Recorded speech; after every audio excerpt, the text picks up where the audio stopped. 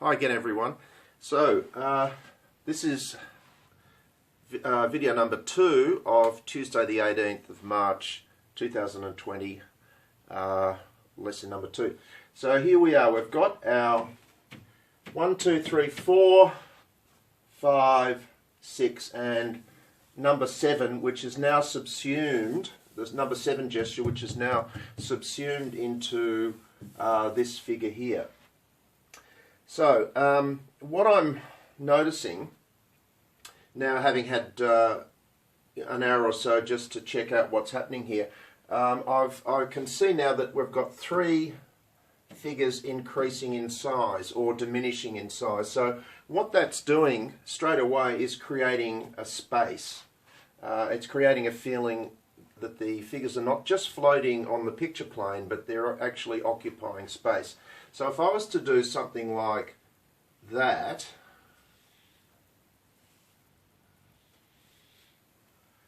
it would now place them on a ground plane.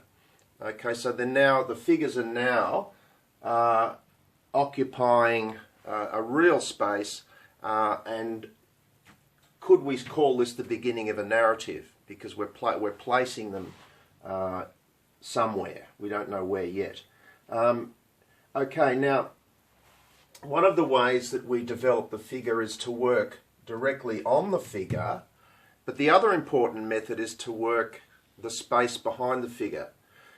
So when in painting, we have to take into consideration and give consideration both to the form and the space the form is occupying.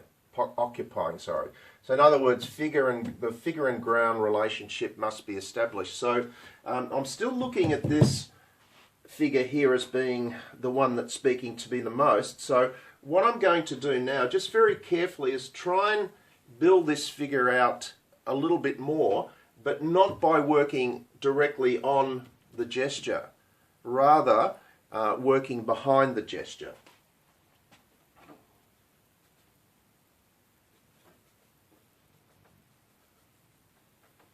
Okay, now, just very, very carefully, I think that's probably a good size for the head, just right there.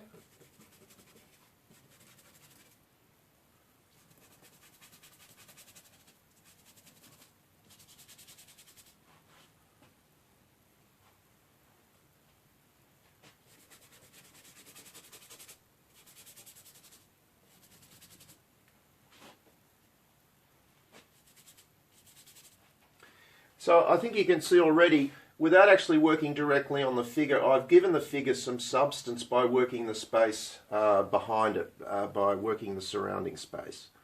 Now, this small area here looks like it could be the left leg, and so that the figure's about to, or possibly caught in a walking movement. Now that looks a bit short, so I might need to go a bit longer down there. So, you know, in this way we slowly build up the information about the figure and what the figure's doing, and what space the figure's occupying. You have to do it fairly carefully. It's trial and error. You know, you may not get it right the first time. Now, okay, so I'll leave that figure now, and then we'll go back to this one here. Now, this one before, as we were looking at it, you know, I thought this was the spine and the neck and the head bent over with the hair flowing down like that. But now, as I'm looking at it, this almost looks like an animal, like a goat or a dog or something like that, that's being held by this person. Now, that part of the gesture was redundant, but now perhaps it comes back into play. So if this is a person holding a dog, a goat, a sheep, then this head starts to become a player again. Okay? And it would also mean that this leg now is too high, and that the figure would be further down, like so. Okay, so we take our background colour again and just get rid of that line, which is now redundant. So we're actually correcting it. Okay, so we've got the makings of quite an interesting image there, like so. All right, once again, this figure here, I hadn't noticed this before, but this looks like a little top knot with a ponytail coming at the back. So once again, I'll just change the colour a little bit. Without working on the figure directly, we work behind the figure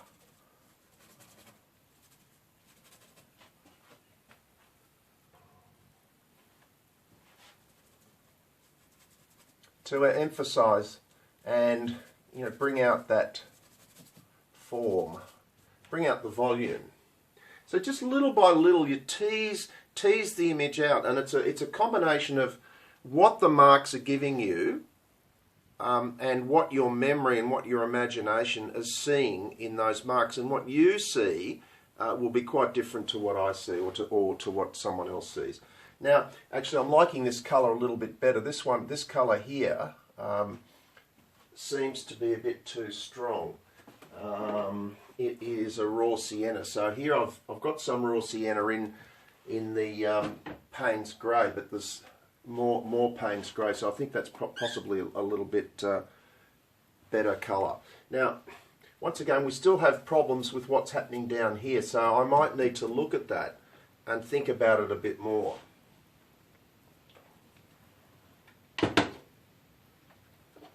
Okay, so now I'm going back to this figure here again and wondering what I could do just to flesh that out a bit more. This could almost be a hand, the left hand, and the right hand would be coming off the shoulder somewhere here, or the right arm. Not sure, not really sitting right, this one. I'll leave it there for the moment.